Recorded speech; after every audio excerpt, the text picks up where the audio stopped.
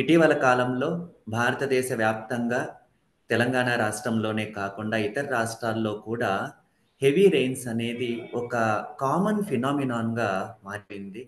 దీని వలన వరదలు రావడము, అనేక రకాలైనటువంటి నష్టాలు సంభవించడం అనేది జరిగింది.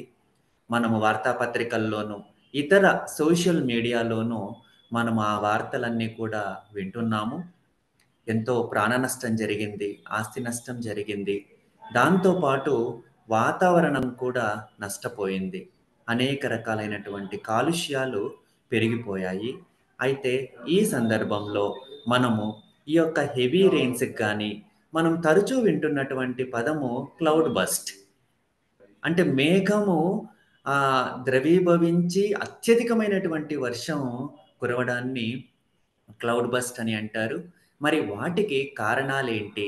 మనము ఆ కారణాలను తెలుసుకొని, వాటి నివారణ కూడా ఏ విధంగా మనం చేపట్టాలి అనే అంశం పైన ఈరోజు నేను కొన్ని విషయాల్ని మీతో షేర్ చేసుకోవాలని అనుకుంటున్నాను.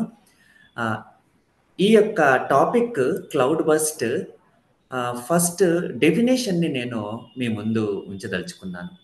అసలు ఈ క్లౌడ్ బస్ట్ అంటే ఏంటి అనంటే, అతి తక్కువ సమయంలోనే దాదాపుగా 100-200 మిల్లీమీటర్ల కంటే ఎక్కువగా వర్షము కురవడము, అతి కొన్ని గంటల్లోనే ఆ వర్షం అనేది వరదగా మారడము, మరియు ల్యాండ్ స్లైడ్స్ అనేవి కిందకి పడిపోవడము, తర్వాత హిల్ ఏరియాస్‌లో అత్యధికమైనటువంటి వర్షం కురవడం వలన, తర్వాత అక్కడ అంచుల్లో ఉన్నటువంటి ఆ యొక్క మట్టితో కూడుకున్నటువంటి పెల్లలన్నీ కిందకి పడిపోవడము, తర్వాత అర్బన్ ఏరియాస్‌లో అంటే టౌన్స్ గాని, డిస్ట్రిక్ట్ హెడ్ క్వార్టర్సు, సిటీసు ఇట్లాంటి వాటుల్లో విపరీతమైనటువంటి వర్షము పడ్డము.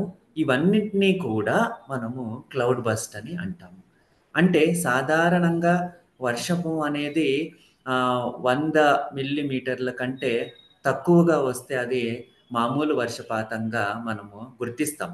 జనరల్‌గా అయితే 10 మిల్లీమీటర్లు, 12 మిల్లీమీటర్లు, ఒక 20, 30, 40 ఈ వరకు కూడా మనము సాధారణంగా వర్షపాతం నమోదవ్వడం చూసి ఉంటాము. కానీ 200 మిల్లీమీటర్ల కంటే ఎక్కువగా వర్షపాతం నమోదవ్వడము అనంటే అది హెవీ రెయిన్‌ఫాల్‌గా మనము దాన్ని తీసుకోవాల్సినటువంటి అవసరం ఉంది. అది ఒక క్లౌడ్ బర్స్ట్‌గా తీసుకోవాల్సినటువంటి అవసరం ఉంది. నేను ఈ స్లైడ్‌లో చూపించినటువంటి ఈ చిత్రం అనేది ఉత్తరాఖండ్ రాష్ట్రంలో క్లౌడ్ బర్స్ట్ అవ్వడం వల్ల వచ్చినటువంటి విపరీతమైనటువంటి వరద. అయితే కొన్ని కేస్ స్టడీస్ ఈ మధ్య కాలంలో ఈ యొక్క క్లౌడ్ బర్స్ట్ జరగడం వలన అనేక నష్టాలు జరిగాయి. మరి ఎక్కడెక్కడ జరిగాయి అనంటే ఇటీవల అంటే సెప్టెంబరు, ఆగస్టు నెలల్లో కలకత్తా మహానగరంలో జరిగింది. అక్కడ ఎక్కువగా వాటర్ అనేది రోడ్ల పైన ఆల్మోస్ట్ మోకాళ్ళ లోతు పైగా కూడా వాటర్ చేరుకోవడం జరిగింది. తర్వాత స్లమ్ ఏరియాస్‌లో అక్కడ ఉన్నటువంటి ఇళ్ళు అన్నీ కూడా మునిగిపోయి అక్కడ చాలామంది చనిపోవడం కూడా జరిగింది. అంతే కాకుండా ఉత్తరాఖండ్ రాష్ట్రంలో డెహ్రాడూన్ ప్రాంతంలో కూడా మిడ్ సెప్టెంబర్‌లో ఈ యొక్క విపరీతమైనటువంటి వర్షాల కారణంగా వరదలు రావడము, తర్వాత అక్కడ కొండ చర్యలు విరిగిపడడం కూడా జరిగింది. ఉత్తరాఖండ్ రాష్ట్రంలోనే ఉత్తర కాశీ ప్రాంతంలో కూడా ఆగస్టు 5వ తారీఖున ఈ యొక్క క్లౌడ్ బర్స్ట్ వలన అక్కడ వరదలు రావడం అనేది జరిగింది. అనేక మంది చనిపోయారు కూడా ఉత్తర కాశీలో. అదే విధంగా హిమాచల్ ప్రదేశ్‌లో సెప్టెంబర్ నెలలో కిన్నూర్ అనే ప్రాంతంలో క్లౌడ్ బర్స్ట్ అనేది జరిగింది. అక్కడ కూడా ఆస్తి నష్టము, ప్రాణ నష్టము జరిగింది. సో, హిమాచల్ రాష్ట్రం కానీ, ఉత్తరాఖండ్ కానీ, ఇతర రాష్ట్రాల్లో విపరీతమైనటువంటి నష్టం అనేది దాపురించింది. మన తెలంగాణ రాష్ట్రంలో కూడా ఈ సెప్టెంబర్ మాసంలో మనము చూసాం.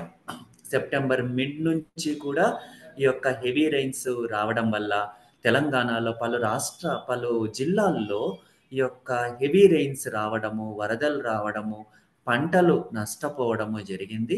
హైదరాబాద్ మహానగరం లాంటి నగరంలో అయితే స్లమ్ ఏరియాస్ అన్నీ కూడా మునిగిపోవడము, రోడ్లపైకి నీళ్లు రావడము, తర్వాత ట్రాఫిక్ అంతరాయం కలగడము, తర్వాత మ్యాన్ హోల్స్ తెరవడం వల్ల మనుషులు కూడా చనిపోయారు.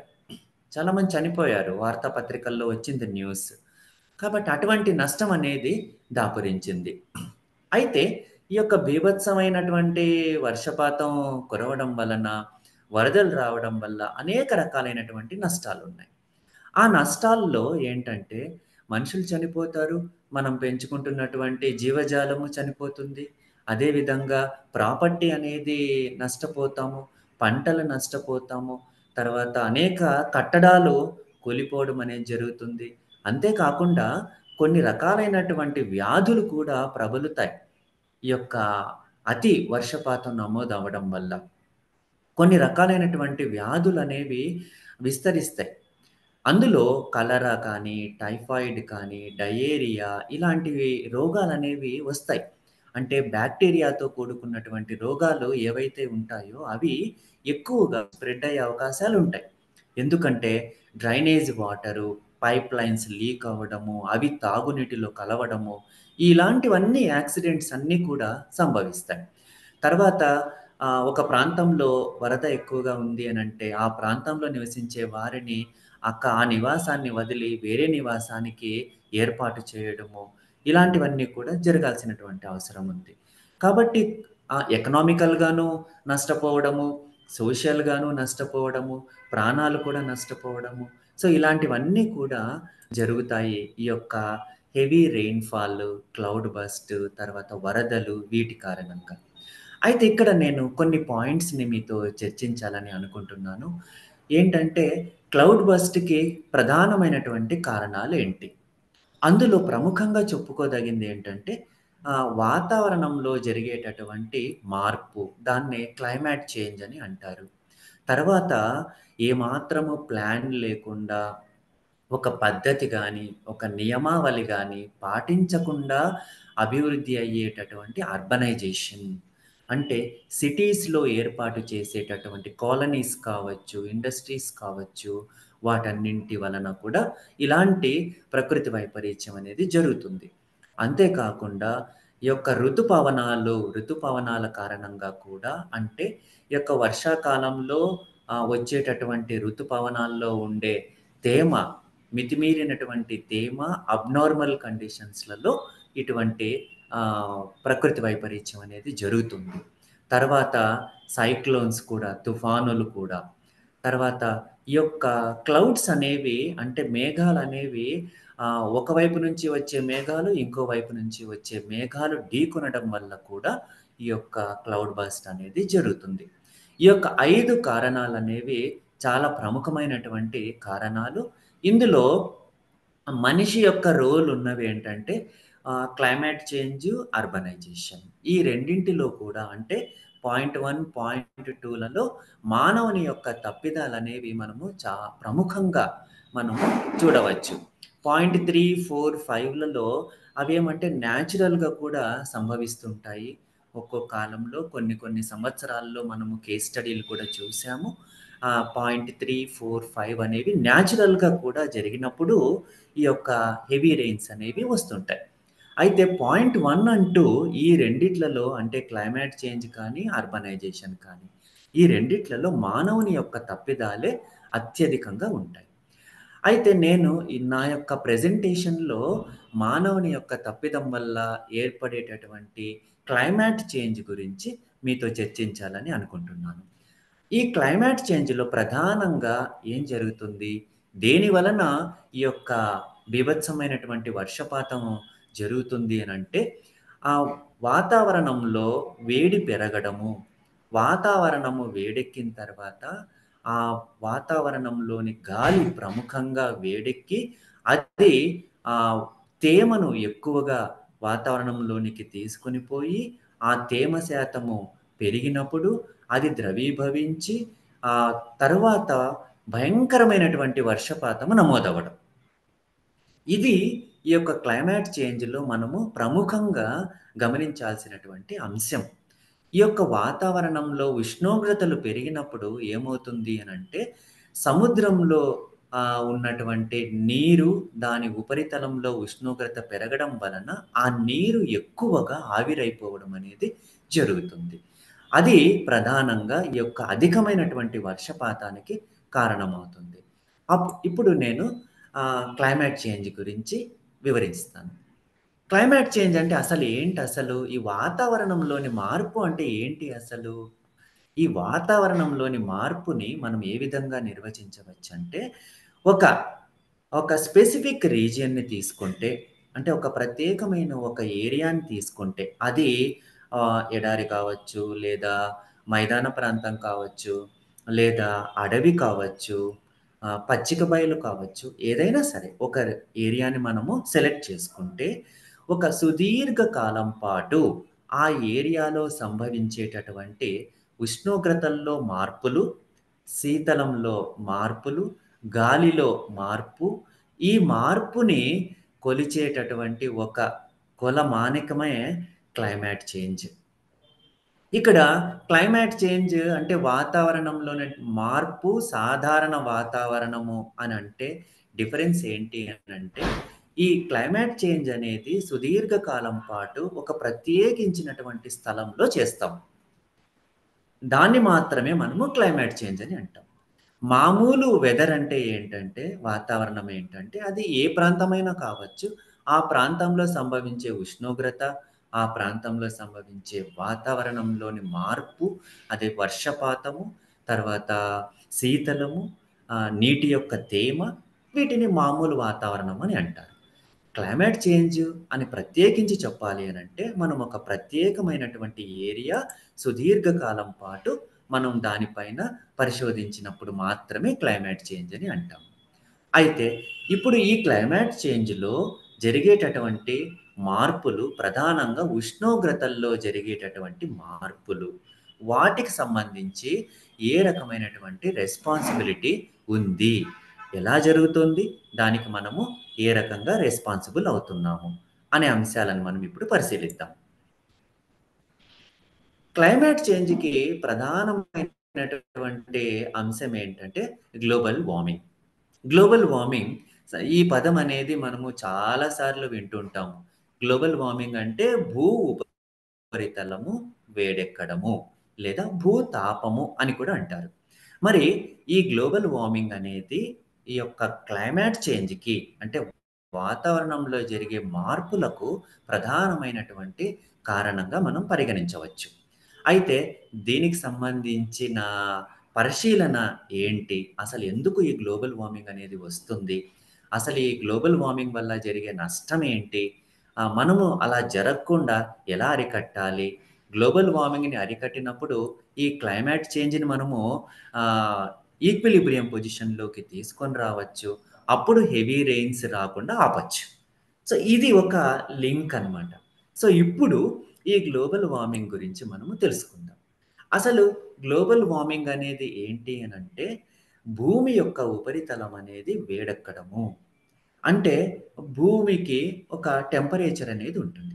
ఉదాహరణకు రూమ్ టెంపరేచర్ అని అంటాము. 25 డిగ్రీల సెంటిగ్రేడ్ టెంపరేచర్ అనేది సాధారణమైనటువంటి టెంపరేచర్. అయితే ఈ టెంపరేచర్ కంటే ఎక్కువుంటే ఉష్ణోగ్రతలు పెరిగాయి అని అంటాం. ఆ టెంపరేచర్ కంటే తక్కువుంటే ఉష్ణోగ్రతలు తగ్గాయి అని అంటాం.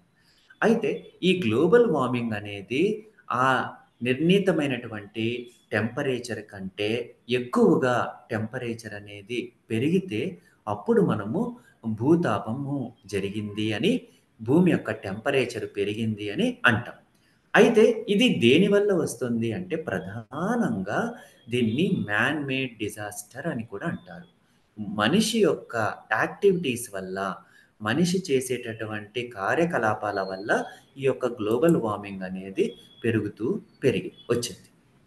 అయితే ఈ యొక్క భూమి యొక్క టెంపరేచర్ అనేది విపరీతంగా పెరగడం వల్ల ఏం జరుగుతుంది అంటే సముద్ర మట్టం అనేది పెరుగుతుంది. సముద్ర మట్టం అనేది పెరగడం వలన సముద్రంలో నివసించేటటువంటి జీవరాశులు కానీ, వర్షపాతం కానీ, వీటన్నిటిలో కూడా తేడాలొస్తాయి. అందువల్లనే హ్యూమన్ యాక్టివిటీస్ వలన ఈ యొక్క గ్లోబల్ వార్మింగ్ అనేది జరుగుతుంది. దాని వలన అనేక రకాలైనటువంటి డిసడ్వాంటేజెస్ ఉన్నాయి అని చెప్పేసి మనము చెప్తున్నాం. ఈ యొక్క గ్లోబల్ వార్మింగ్ వలన సముద్ర మట్టం పెరుగుతుంది. దాని వలన వాతావరణం అంతా మార్పులకు గురవ్వడమే కాకుండా, ఆ ప్రభావం అనేది వాతావరణంతో పాటు భూమి పైన నివసించేటటువంటి జీవరాశులతో పాటు మనిషి పైన కూడా ఈ ఈ యొక్క ఎఫెక్ట్ అనేది పడుతుంది అనేది ఫస్ట్ మనం అర్థం చేసుకోవాలి. అయితే ఇప్పుడు నేను ఒక స్టాటిస్టిక్స్ మీ ముందు ప్లేస్ చేయదలుచుకున్నాను.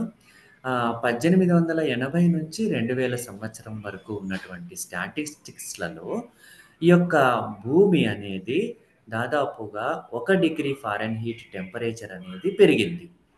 అంటే 1880 నుంచి ప్రతి సంవత్సరం కూడా ఈ యొక్క టెంపరేచర్ అనేది పెరుగుతూ పోయింది. అది మైన్యూట్ లెవెల్ నుంచి పెరుగుతూ చివరికి మేజర్‌గా పెరగడం అనేది స్టార్ట్ అయింది. అంటే అర్థం ఏంటి? ప్రతి సంవత్సరం కూడా ఈ యొక్క వాతావరణంలో టెంపరేచర్ అనేది పెరుగుతుంది అనేది మనకు అర్థమవుతుంది. అయితే ఈ యొక్క గ్లోబల్ వార్మింగ్‌కి ఏమి కారణమవుతున్నాయి అని అంటే, గ్లోబల్ వార్మింగ్‌కి ప్రధానమైనటువంటి కారణభూతం వచ్చేసి గ్రీన్ హౌస్ గ్యాసెస్ అని అంటారు. అంటే కొన్ని రకాలైనటువంటి వాయువులు ఈ యొక్క గ్లోబల్ వార్మింగ్‌కి కారణమవుతున్నాయి. అందుకే ఆ ప్రభావాన్ని ఏమంటారంటే గ్రీన్ హౌస్ ఎఫెక్ట్ అని కూడా అంటారు. అయితే ఏమేమి వాయువులు కారణమవుతున్నాయి అని అంటే ప్రధానంగా carbon dioxide, carbon monoxide, nitrogen dioxide, nitrous oxide, sulphur dioxide, sulphur trioxide లాంటివి ఈ యొక్క గ్రీన్ హౌస్ ఎఫెక్ట్‌కి కారణమవుతున్నాయి. అందుకనే ఈ గ్యాసెస్‌ని ఏమంటారంటే గ్రీన్ హౌస్ గ్యాసెస్ అని కూడా అంటారు. ఇక్కడ ఈ గ్రీన్ హౌస్ గ్యాసెస్ వల్ల గ్రీన్ హౌస్ ఎఫెక్ట్ ఎలా కలుగుతుంది అనంటే, సూర్యుని నుంచి వచ్చేటటువంటి కిరణాలు ఏవైతే ఉంటాయో అవి ఆహ్, భూమిని నేరుగా తాకుతాయి. భూమిని తాకి భూమి కొంత ఉష్ణోగ్రతని అబ్జార్బ్ చేసుకుంటుంది. ఆకలింపు చేసుకుంటుంది లోపలికి. ఆ తర్వాత కొంత ఉష్ణోగ్రతని అది వెదజల్లుతుంది. అంటే రిఫ్లెక్షన్ అని అంటారు. సో, అలా భూమి కొంత ఉష్ణోగ్రతను తీసుకొని, కొంత ఉష్ణోగ్రతని బయట వాతావరణంలోనికి పంపించేస్తుంది. ఆ విధంగా చేస్తే ఏ రకమైనటువంటి నష్టము లేదు.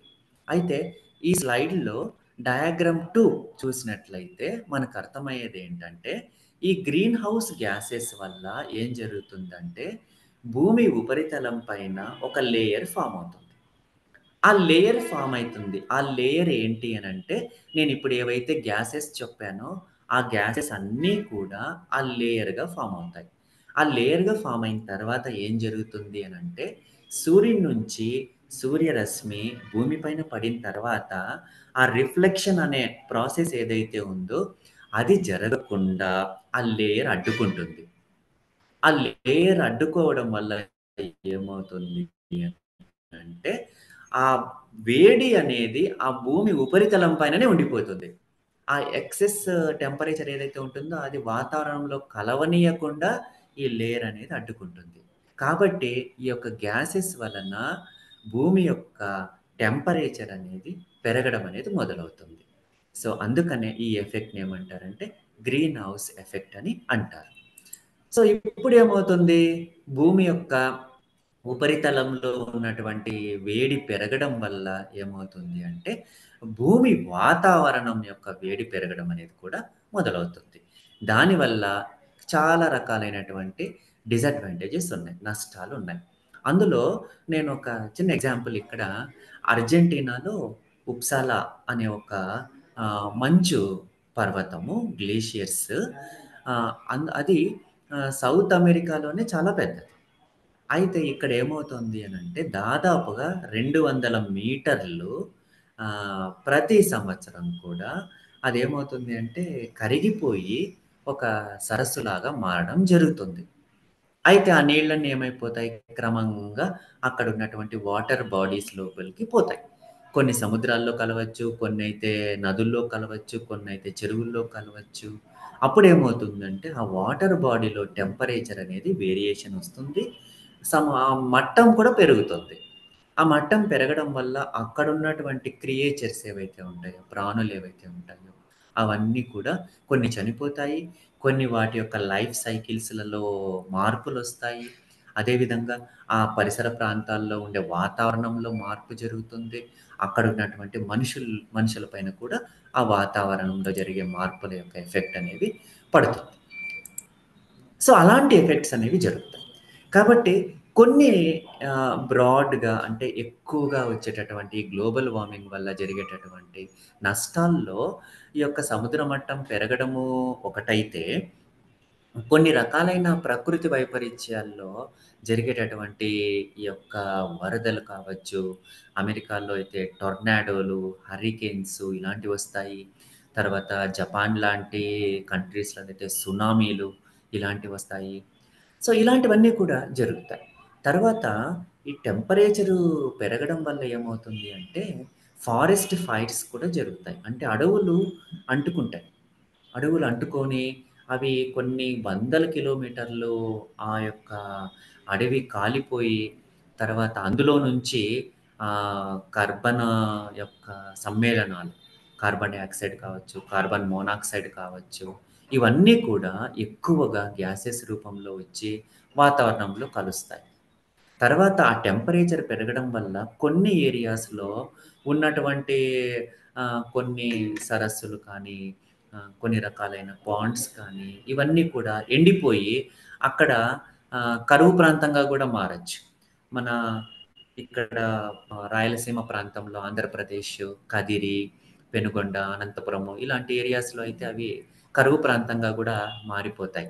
తర్వాత మన ధృవాల్లో అంటే ఉత్తర ధృవము, దక్షిణ ధృవాల్లో పూర్తిగా మంచుతో కప్పబడి ఉన్నటువంటి ఆ ధృవాల్లో అయితే మంచు కరిగిపోవడం అనేది జరుగుతుంది. ఇలా చెప్పుకుంటూ పోతే ఈ యొక్క టెంపరేచర్ పెరగడం వల్ల అనేక రకాలైనటువంటి నష్టాలనేవి సంభవిస్తాయి. అయితే కొన్ని నష్టాల్లో ఏంటంటే ఈ యొక్క ఆహ్, డిసీజెస్ అంటే రోగాలు వ్యాప్తి చెందుతాయని ఇంతకు ముందు స్లైడ్‌లో నేను చెప్పడం జరిగింది. ఆ రోగాలనేవి ఆహ్, ఇవి మైక్రో ఆర్గానిజమ్స్ వల్ల మేజర్‌గా వస్తాయి. అంటే బాక్టీరియా కావచ్చు, ఫంగస్ కావచ్చు, వైరస్ కావచ్చు, ఇలాంటి యొక్క మైక్రో ఆర్గానిజమ్స్ అంటారు సూక్ష్మజీవులు. వీటి వల్ల రోగాలనేవి వస్తాయి. కొన్ని ప్లేసెస్‌లో కొన్ని కొత్త రోగాలనేవి ఒస్తాయి. ఎందుకంటే టెంపరేచర్‌లో మార్పు జరిగినట్లయితే ఈ సూక్ష్మజీవుల్లో కూడా మ్యుటేషన్స్ జరుగుతాయి. మ్యుటేషన్ అంటే ఒక రకం నుంచి ఇంకో రకానికి అవి అభివృద్ధి అవుతాయి. అవి ఒక రోగం నుంచి ఆ రోగం యొక్క పరిణితి పెరిగి ఇంకా ఎక్కువ ఇంపాక్ట్ కలిగేటటువంటి రోగంగా మారుతాయి. సో, ఈ మలేరియా కావచ్చు, ప్లేగ్ కావచ్చు, డెంగ్యూ, ఫ్లూ ఇలాంటివన్నీ కూడా డెవలప్ అవుతాయి. ఇక ఫ్లూలో అయితే రకరకాలైనటువంటి ఫ్లూస్ కూడా డెవలప్ అయ్యే ఛాన్సెస్ ఉన్నాయి. ఇక్కడ ఆహ్, గ్రీన్ హౌస్ గ్యాసెస్‌లలో కొన్నైతే చాలా ఎక్కువగా గ్రీన్ హౌస్ గ్యాసెస్ రిలీజ్ అవుతుంటాయి. కొన్ని చాలా తక్కువగా రిలీజ్ అవుతుంటాయి. అవి హ్యూమన్ యాక్టివిటీ వల్లనే మేజర్‌గా జరుగుతుంటాయి. For example carbon dioxide, carbon monoxide ఈ గ్రీన్ హౌస్ గ్యాసెస్ అయితే ఎక్కువ శాతంలో రిలీజ్ అవుతుంటాయి. అదే మీథేన్ కానీ, నైట్రస్ ఆక్సైడ్ కానీ, ఓజోన్ కానీ, లేకపోతే కా క్లోరోఫ్లోరో కార్బన్స్ కానీ, ఇవి కొన్ని తక్కువ మోతాదులో రిలీజ్ అవుతూ ఉంటాయి. ఏమైనప్పటికీ కూడా ఈ యొక్క వాయువుల వల్ల ఈ యొక్క గ్లోబల్ వార్మింగ్ అనేది జరుగుతుంది. కాబట్టి వీటన్నింటిని గ్రీన్ హౌస్ గ్యాసెస్ అనే అంటారు. అవి తక్కువ రిలీజ్ అయినా, ఎక్కువ రిలీజ్ అయినా మనము వాటన్నింటిని కూడా గ్రీన్ హౌస్ గ్యాసెస్ అనే పేర్కొనవచ్చు. ఇక్కడ ఈ డయాగ్రామ్ అనేది మనకు ఎగ్జాక్ట్‌గా అర్థమైపోతుంది. ఈ యొక్క గ్లోబల్ వార్మింగ్‌లో ఏం జరుగుతుంది అనేది. భూమి ఉపరితలము ఇది భూమి యొక్క ఉపరితలము. దాని పైనున్నటువంటి ఈ blue colour layer, light blue colour layer ఉంది. అదేంటంటే లేయర్ అనేది ఫార్మ్ అవుతుంది. ఈ యొక్క గ్రీన్ హౌస్ గ్యాసెస్ వల్ల. అయితే ఇక్కడ భూమి పైన 3 రకాలైనటువంటి పొరలుంటాయి. మనం చదువుకున్నాం చిన్నప్పుడు. ట్రోపోస్పియరు, స్ట్రాటోస్పియరు, ఐనోస్పియరు అనే పొరలుంటాయి.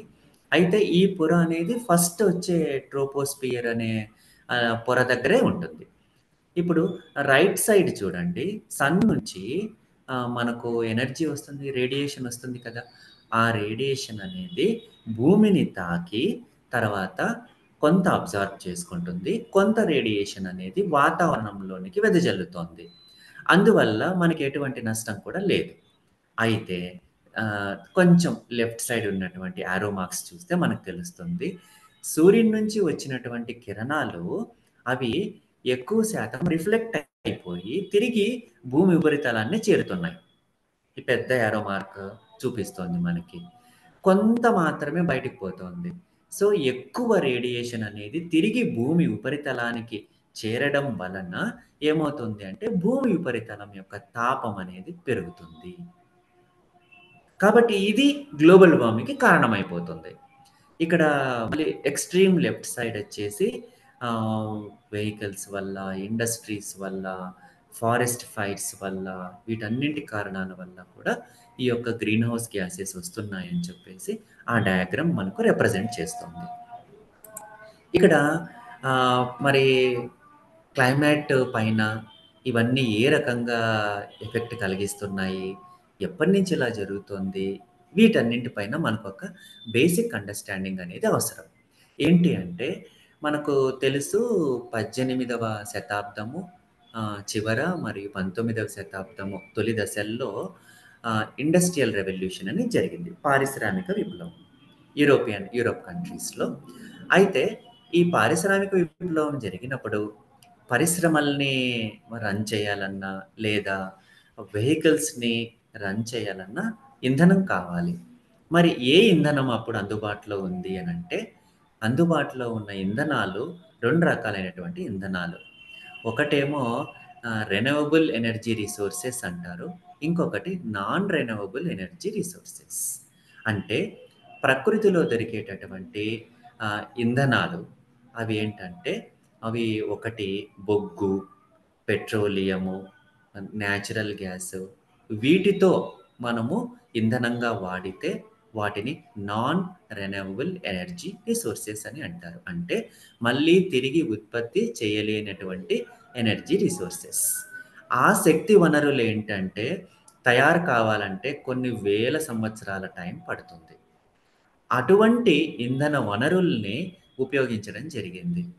ఎప్పుడు మొట్టమొదటిసారిగా పారిశ్రామిక విప్లవం జరిగి, పరిశ్రమలు అత్యధికంగా వాహనాల్ని వినియోగంలోనికి తెచ్చినప్పుడు. అప్పుడేమవుతుంది అంటే, కార్బనం అంటే కార్బన్ రిలేటెడ్ గ్యాసెస్ ఏవైతే ఉంటాయో, కార్బన్ డయాక్సైడు, కార్బన్ మోనాక్సైడ్ మేజర్‌గా అవి అత్యధికంగా వాతావరణంలోనికి రిలీజ్ అవ్వడం జరిగింది. ఇక్కడ చూసినట్లయితే ఒక ఫ్యాక్టరీ నుంచి ఒక పెద్ద పొగగొట్టం నుంచి పొగ వస్తోంది. అంటే అత్యధిక శాతము ఈ కర్బన ఉద్గారాలనేవి వాతావరణంలోనికి విడుదలవ్వడం జరిగింది. అంతే కాకుండా చాలా ఏరియాస్‌లో అడవులను నరికి అక్కడ నివాసాలు మరియు పరిశ్రమల్ని ఏర్పాటు చేయవలసినటువంటి అవసరం వచ్చింది. దాన్నే డీఫారెస్టేషన్ అంటారు. దాని వలన కూడా ఈ క్లైమేట్ పైన అత్యధికంగా ప్రభావం అనేది కలిగింది.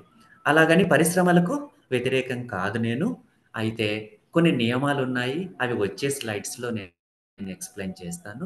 ఆ నియమాలని, నిబంధనలని పాటించి పరిశ్రమల్ని మనము ఏర్పాటు చేసుకోవచ్చు. కాబట్టి ఈ యొక్క వాతావరణం పైన పరిశ్రమలు అదే విధంగానే ఇంధన వనరులు, ఏ ఇంధన వనరుల్ని మనం ఉపయోగిస్తున్నాము అనే దానిపైన కూడా ఆధారపడి ఉంటుంది. ఇక్కడ కార్బన్ డయాక్సైడ్ అనేది అత్యధికంగా విడుదలవ్వడం వలన అది ఎక్కువగా ఈ గ్లోబల్ వార్మింగ్‌కి కారణం అవుతుంది. అంటే పరిశ్రమల్లో వచ్చేటటువంటి వాయువుల్లో అత్యధికంగా వచ్చేటటువంటి వాయువు కార్బన్ డయాక్సైడ్. అదే విధంగా మనము మంటల్లో గమనిస్తే అంటే చెట్లు గాని, ఆకులు, అలములు, ఫ్యాక్టరీల్లో వచ్చేటటువంటి కొన్ని కెమికల్స్ కాలిపోయినప్పుడు ఎక్కువగా వచ్చేటటువంటి వాయువు కార్బన్ డయాక్సైడ్ వాయువు. కాబట్టి కార్బన్ డయాక్సైడ్ వాయువు ఎక్కువగా విడుదలవుతుంది. దాని వలననే ఎక్కువ శాతం గ్లోబల్ వార్మింగ్‌కి కారణమవుతుంది. ఆ తరువాత మీథేన్ వాయువు. ఈ మీథేన్ వాయువు అనేది ఎక్కువగా ఆహ్, యానిమల్స్ యొక్క ప్రొడక్ట్స్ నుంచి, అదే విధంగానే చెట్లు విపరీతంగా నరకడం వలన, అదే విధంగా ఎక్కువగా చెత్త, చెదారము ఈ యొక్క వస్తువులు ఎక్కువగా నిల్వ ఉన్న దీంట్లోనూ ఎక్కువగా ఈ మీథేన్ వాయువు అనేది ప్రొడ్యూస్ అవ్వడం అనేది జరుగుతుంది. అయితే ఈ యొక్క మీథేన్ వాయువు అనేది దాదాపుగా ప్రపంచవ్యాప్తంగా 60% మీథేన్ వాయువు అనేది మనిషి యొక్క యాక్టివిటీస్ అంటే మనిషి చేసేటటువంటి కార్యకలాపాల వల్లనే ఉత్పత్తి అవుతుంది. అదే విడుదలవుతుంది. వాతావరణంలో కలుస్తుంది అని చెప్పి నిపుణులు చెప్తున్నారు. తర్వాత వాయువు ఏంటంటే నైట్రస్ ఆక్సైడ్. ఈ నైట్రస్ ఆక్సైడ్ అనేది ఎక్కడి నుంచి వస్తోంది? ఎలా కలుస్తోంది వాతావరణంలో అంటే, ఈరోజు మనిషి ఫర్టిలైజర్స్‌ని, ఎరువుల్ని బాగా వాడడం అనేది జరుగుతుంది. అంటే నేచురల్ ఫర్టిలైజర్స్ కంటే కూడా ఆర్టిఫిషియల్ ఫర్టిలైజర్స్‌ని అంటే యూరియా, ఫాస్ఫేటు, సల్ఫేట్స్ ఇట్లాంటి కెమికల్స్‌తో కూడుకున్నటువంటి ఫర్టిలైజర్స్‌ని ఎక్కువగా వాడడము. అందులో నైట్రిక్ యాసిడ్ అనేది ఉండడము. ఆ నైట్రిక్ యాసిడ్ నుంచి నైట్రస్ ఆక్సైడ్ అనేది ఉత్పత్తి అయ్యి వాతావరణంలో కలుస్తుంది. తర్వాత యానిమల్ మాన్యూర్ అంటే యానిమల్స్ నుంచి వచ్చేటటువంటి పదార్థాలని సరైన మేనేజ్‌మెంట్‌లో సరిగ్గా ఉపయోగించుకోకపోవడం వల్ల కూడా ఈ యొక్క నైట్రస్ ఆక్సైడ్ అనేది వాతావరణంలోనికి విడుదలవుతుంది. తర్వాత నీటిని శుభ్రం చేసే ప్రక్రియలు అంటే చెరువులు కావచ్చు, తర్వాత కొన్ని కుంటలు కావచ్చు, ప్రవాహాలు కావచ్చు, శుభ్రం చేసే ప్రక్రియ ఏదైతే ఉందో, ఆ ప్రక్రియ నుంచి కూడా సరిగ్గా చేయకపోతే నైట్రస్ ఆక్సైడ్ అనేది ఉత్పత్తి అయ్యి వాతావరణంలోని కలుస్తుంది. అది ఫైనల్‌గా గ్లోబల్ వార్మింగ్‌కి కారణమవుతుంది. తర్వాత మనందరం వినే ఉన్నాం. చిన్నప్పటి నుంచి ఓజోన్, ఓ3 దాని యొక్క ఫార్ములా. అయితే ఇక్కడ ఇంట్రెస్టింగ్ థింగ్ ఏంటంటే, ఈ ఓజోన్ కూడా వాతావరణ కాలుష్యానికి కారణమవుతుంది. అయితే ఓజోన్ అనేది భూమి యొక్క పొరల్లో పై పొరలో ఉంటుంది. అది సూర్యుని నుంచి వచ్చేటటువంటి అతినీల లోహిత కిరణాలని అది ఫిల్టర్ చేస్తుంది. ఫిల్టర్ చేసి మనకు సేఫ్‌గా ఉండే కిరణాలని భూమి పైనికి వచ్చేలా చేస్తుంది. అది ఓజోన్ వల్ల కలిగే చాలా ప్రయోజనం మనకు. అందువల్ల భూమి పైన నివసించేటటువంటి జీవరాశి పైన ఆ అతినీల లోహిత కిరణాల యొక్క ప్రభావం అనేది పడకుండా ఉంటుంది. Well and good. That is చాలా మంచిది. అయితే ఇక్కడ మనకు కొన్ని రకాలైనటువంటి ఇంధనాలను వాడడం వలన ఈ ఓజోన్ అనేది కూడా ఉత్పత్తి అయ్యి, అది భూమి యొక్క వాతావరణ పొరల్లో అంటే మొదటి పొరల్లో ఉన్నప్పుడు అది వాతావరణ కాలుష్యాల్లో ఒక కారకంగా ఉంటుంది.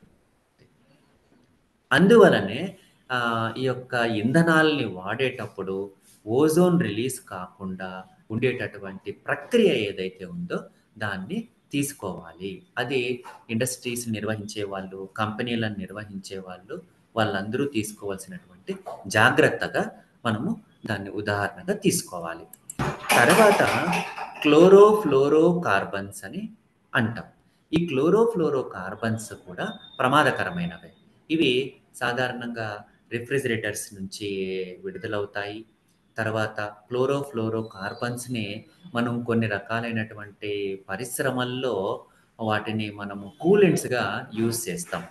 కూలెంట్ అంటే అర్థం ఏంటి అనంటే ఆహ్, ఒక పరిశ్రమలో బాయిలర్‌ని యూజ్ చేసి దాని నుంచి వచ్చేటటువంటి శక్తిని వినియోగించుకున్న తర్వాత ఆ యొక్క టెంపరేచర్‌ని తగ్గించడానికి వినియోగించేటటువంటి పదార్థాలను ఏమంటారంటే కూలెంట్ అని అంటారు. సో, క్లోరోఫ్లోరో కార్బన్స్‌ని కూలెంట్స్‌గా యూజ్ చేస్తారు. అయితే అది అంత మంచి ప్రక్రియ కాదు. ఈ యొక్క క్లోరోఫ్లోరో కార్బన్స్ వలన ఏమవుతుంది అంటే మనకు ఈ యొక్క ఓజోన్ పొర డిప్లీషన్‌కి కూడా కారణమవుతాయి. అంతే కాకుండా ఇవి గ్రీన్ హౌస్ ఎఫెక్ట్‌కి కూడా ఇవి ప్రధానమైనటువంటి కారణం అవుతాయి. కాబట్టి నైట్రస్ ఆక్సైడ్ కానీ, కార్బన్ డయాక్సైడ్ గానీ, లేదా కార్బన్ మోనాక్సైడ్ కానీ, వీటితో పాటు ఈ క్లోరోఫ్లోరో కార్బన్స్‌ను కూడా నియంత్రించాల్సినటువంటి అవసరం ఉందని మనం అర్థం చేసుకోవాలి. ఇక్కడ గ్రీన్ హౌస్ గ్యాసెస్ అనేవి మొత్తం ప్రపంచవ్యాప్తంగా కూడా విపరీతంగా వాతావరణంలో కలుస్తున్నాయి అనేది మనం ఇంతవరకు తెలుసుకున్నాం. అయితే అవి ఏ కారణాల వల్ల కలుస్తున్నాయి అనంటే, ఒకటేమో పరిశ్రమల నుంచి, రెండోదేమో వాహనాల నుంచి, తర్వాత కొన్ని రకాలైనటువంటి అగ్రికల్చరల్ బై ప్రొడక్ట్స్ నుంచి, తర్వాత ఇంధనాలు, మరీ ముఖ్యంగా ఫాజిల్ ఫ్యూయల్స్ అని అంటారు. అటువంటి ఇంధనాల వలన, తర్వాత కొన్ని రకాలైనటువంటి కమర్షియల్ రిసోర్సెస్ వల్ల, తర్వాత వేస్ట్ డిస్పోజల్ ట్రీట్మెంట్ అని చేస్తారు. ఆ వేస్ట్ డిస్పోజల్ ట్రీట్మెంట్‌లో కాల్చడమే ఎక్కువగా ఉంటుంది. సో, దాని వలన కొన్ని రకాలైనటువంటి పవర్ స్టేషన్స్ వలన ఈ యొక్క గ్రీన్ హౌస్ గ్యాసెస్ అనేవి వాతావరణంలోనికి విడుదల అవుతున్నాయి.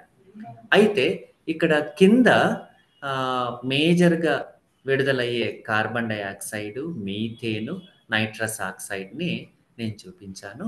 సో, వీటన్నింటి కారణాల వల్ల కూడా గ్రీన్ హౌస్ గ్యాసెస్ అనేవి వాతావరణంలోనికి విడుదల అవుతున్నాయి. మరియు అవి భూతాపానికి కారణమవుతున్నాయి. దాని వల్లనే గ్లోబల్ వార్మింగ్ అనేది జరుగుతుంది. అయితే ఇక్కడ మనం ఇంకొకటి అర్థం చేసుకోవాల్సిందేంటంటే, నేడు అనేక రాష్ట్ర ప్రభుత్వాలు కానీ, తర్వాత కంట్రీస్ కూడా, చాలా కంట్రీస్ కూడా మెయిన్ టాస్క్ ఏముంది అంటే ఎనర్జీ కావాలి. ఎనర్జీ దేనికోసం కావాలి? ఎనర్జీ అనేది ఒకటి పరిశ్రమలను నడిపించడానికి కావాలి. సర్వీసెస్ కోసము కావాలి. హౌస్ హోల్డ్ పర్పసెస్ అంటే మన ఇంటి సౌకర్యాల కోసము, తర్వాత మన మన కోసం రోజూ ఉండేటటువంటి సౌకర్యాల కోసము ఎనర్జీ అనేది కావాలి. Energy is nothing but electricity. అంతేకాకుండా ఈ యొక్క ఎలక్ట్రిసిటీని మరి ఏ రకంగా ప్రొడ్యూస్ చేయాలి అనేదే చాలా ఇంపార్టెంట్ టాస్క్. విద్యుత్ శక్తి అనేది ఇప్పుడు లేకుండా ఒక్క నిమిషం కూడా మనం అడుగు ముందుకు వేయలేనటువంటి కండిషన్. మరి ఇటువంటి కండిషన్‌లో ఆ యొక్క విద్యుత్ శక్తిని ఉత్పత్తి చేయడమే ఒక మెయిన్ టాస్క్‌గా మారిపోయింది. అది ఏ కంట్రీకైనా సరే. అంటే ఏ ప్రభుత్వానికైనా సరే. మరి ఆ యొక్క విద్యుత్ శక్తిని ఉత్పత్తి చేయడానికి చాలా రకాలైనటువంటి దారులు ఉన్నాయి. అందులో ఏ దారి చూసుకోవాలనేదే ఇంపార్టెంట్. ఇక్కడ నేను ఇంతకు ముందు చెప్పాను. Renewable energy resources, non renewable energy resources.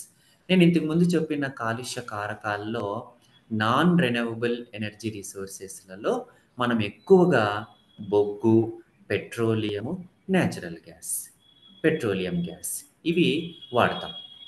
అయితే వాటి వలన అన్ని రకాలైనటువంటి వాయువులు విడుదలవుతున్నాయి. అవన్నీ కూడా ఈ యొక్క గ్రీన్ హౌస్ ఎఫెక్ట్‌కి కారణమవుతున్నాయి. గ్లోబల్ వార్మింగ్‌కి కారణమవుతున్నాయి. మరి ఎలాంటి ఎనర్జీ రిసోర్సెస్‌ని మనం ఉపయోగించాలి అనేది కూడా మనం చెప్పాలి. కాబట్టి మరి ఎలాంటి మనము శక్తి వనరులు ఉపయోగించుకోవాలి అనంటే, అందులో ప్రధానమైంది ఏంటంటే హైడ్రో పవర్. అంటే నీటి నుంచి మనము విద్యుత్ శక్తిని తయారు చేసేటటువంటి మెథడ్ ఇది. అంటే జలాశయాలను నిర్మించడము, జలాశయాలను నిర్మించి టర్బైన్స్ ద్వారా విద్యుత్ శక్తిని ప్రొడ్యూస్ చేయడం. నాగార్జున సాగర్ దగ్గరికెళ్తే మనకు నాగార్జున సాగర్ డ్యాము, శ్రీశైలం డ్యాము అక్కడ వెళ్తే మనకు చాలా స్పష్టంగా అర్థం చేసుకోవచ్చు. ఈ యొక్క హైడ్రో పవర్ అనేది ఎలా జనరేట్ అవుతుంది? దానివల్ల ఏ రకమైనటువంటి కాలుష్యం ఉంటుంది అని. దానివల్ల ఎటువంటి కాలుష్యం కూడా ఉండదు.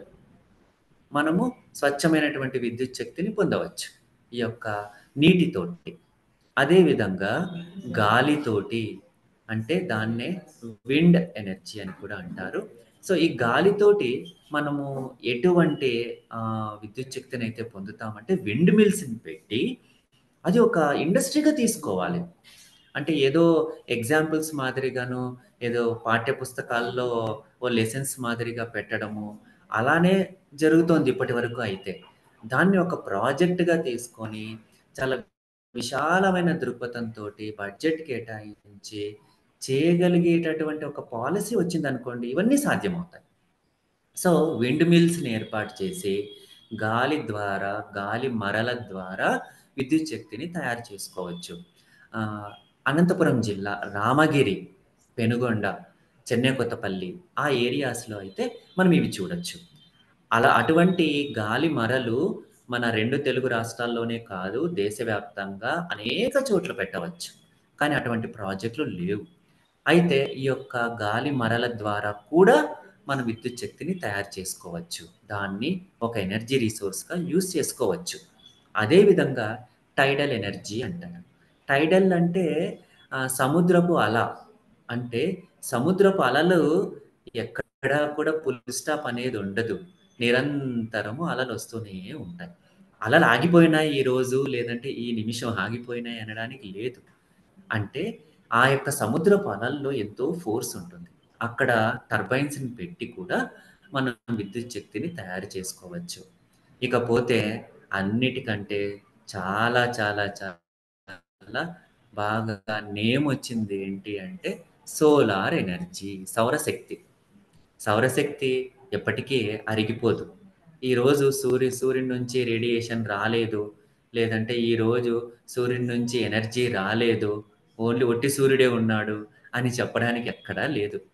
కాబట్టి సోలార్ ప్యానెల్స్ ద్వారా సోలార్ వాటినే కెమిస్ట్రీలో ఏమంటారంటే ఫోటో వోల్టాయిక్ సెల్స్ అని అంటారు. సోలార్ సెల్స్ అని అంటారు. వాటి ద్వారా మనం విద్యుత్ శక్తిని తయారు చేసుకోవచ్చు. ఏదో ఒక్క 1% కూడా యాక్చువల్‌గా యూజ్ చేయడం లేదు సోలార్ ఎనర్జీ. 1% కూడా యూజ్ చేయకుండానే చాలా ఏరియాస్‌లో వీధి లైట్లు సోలార్ ఎనర్జీ ద్వారా నడుస్తున్నాయి. తర్వాత కొన్ని దేశాల్లో అయితే వెహికల్స్ కూడా సోలార్ ఎనర్జీ తోటి నడిపించడము. కొన్ని ఫ్యాక్టరీస్‌లో కొన్ని సెగ్మెంట్స్ సోలార్ ఎనర్జీ తోటి నడిపించడం ఇలా చేస్తున్నారు. వీటన్నింటిని ఏమంటారంటే రెన్యూవబుల్ ఎనర్జీ రిసోర్సెస్ అని అంటారు. ఇంకొకటి కూడా ఉంది. అదేంటంటే బయోడీజిల్. బయోడీజిల్ అనే పదం కూడా మనం చాలా వినుంటాము. యాక్చువల్‌గా నా ఎంఫిల్ థీసిస్ బయోడీజిల్ పైన నేను సబ్మిట్ చేశాను. ఆహ్, వేప నూనె అంటే వేపకాయలు తో చేసినటువంటి నూనెతోటి, అదేవిధంగా కరెంజా అంటే జట్రోపా కానుక్కాయల నూనెతోటి నేను బయోడీజిల్‌ని ప్రిపేర్ చేశాను. దానికి ఒక 2 ఇంటర్నేషనల్ పబ్లికేషన్స్ కూడా వచ్చాయి. చాలా మంచి ప్రొడక్ట్స్ అవి. బయోడీజిల్‌ని ప్రిపేర్ చేసి, ఆ బయోడీజిల్‌ని వాహనాల్లో వాడడం. అంటే నూనెలతోటి డీజిల్ తయారు చేసే ప్రక్రియ అది. అంటే చెట్ల యొక్క బెరడు, చెట్ల యొక్క ఆకులు, విత్తనాలు వీటితోటి ఆయిల్ తీసి, ఆ ఆయిల్ తోటి డీజిల్ చేస్తాం. అదొక రియాక్షన్. దాని పేరు ట్రాన్స్ ఎస్టరిఫికేషన్ అని అంటారు. నేను ఈ స్లైడ్స్‌లో అది అవసరం లేదని పెట్టలేదు. ఆ యొక్క రియాక్షన్ నుంచి డీజిల్‌ని ప్రొడ్యూస్ చేయొచ్చు. అయితే ఆ బయోడీజిల్‌ని మనము పరిశ్రమల్లో వాడొచ్చు. వాహనాలు వాడొచ్చు. కార్లు, బస్సులు, లారీలు వీటన్నింటిలో కూడా వాడొచ్చు. దాని ద్వారా లాభం ఏంటంటే ఇంతకుముందు నేను ఏ గ్యాసెస్ అయితే ఉత్పత్తి అయితాయో అని చెప్పానో, ఆ గ్యాసెస్ ఏవి కూడా ఉత్పత్తి కావు. ఎన్విరాన్మెంటల్లీ ఫ్రెండ్లీ ఫ్యూయల్ అది. అలాంటి బయోడీజిల్‌ని ఉపయోగించడం అనేది చాలా అవసరం ఈరోజు. సో, దాని ద్వారా కూడా ఆ యొక్క గ్రీన్ హౌస్ గ్యాసెస్ బయటకి రాకుండా, వాతావరణంలో కలవకుండా మనము చేయొచ్చు.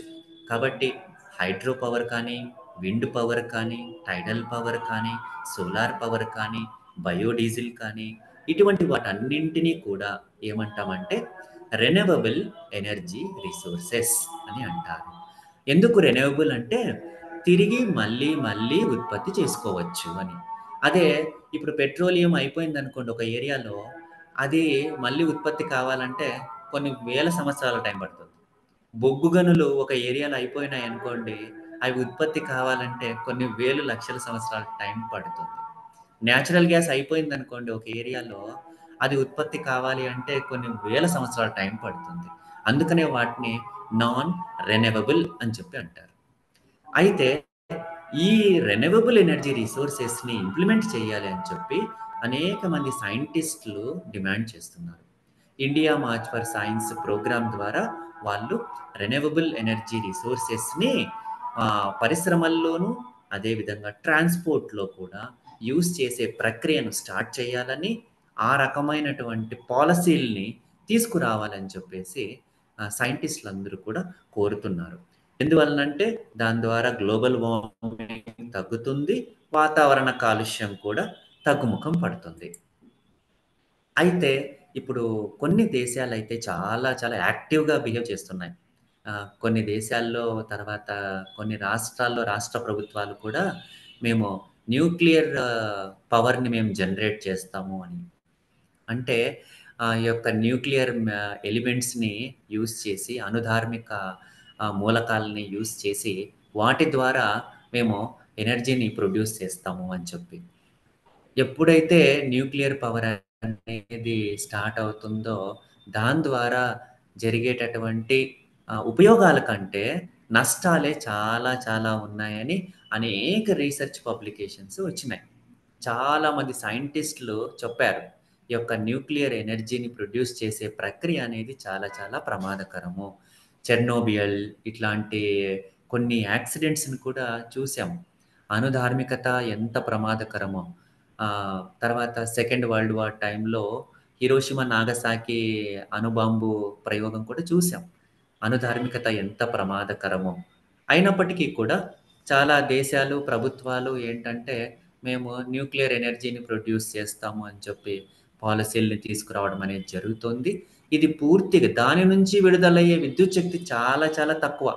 ఆహ్, ఆ కాన్సంట్రేషన్ ఏదో ఆ హైడ్రో పవర్ పైనో, సోలార్ పవర్ పైనో పెడితే కొన్ని వందల రెట్లు ఎక్కువ ఎనర్జీని ప్రొడ్యూస్ చేయొచ్చు. కాబట్టి యాస్ ఎ ఎన్విరాన్మెంటలిస్ట్‌లుగాను, తర్వాత వాతావరణాన్ని ప్రేమించే వ్యక్తులుగాను, ప్రకృతిని ప్రేమించే వ్యక్తులుగాను, మనుషుల్ని ప్రేమించే వ్యక్తులుగాను, మనము ఈ న్యూక్లియర్ ఎనర్జీని ఎట్టి పరిస్థితుల్లో కూడా ఎంకరేజ్ చేయకూడదు. అలా చేసినట్లయితే తప్పకుండా ఖండించాల్సినటువంటి అవసరం ఉందని నా యొక్క అభిప్రాయం.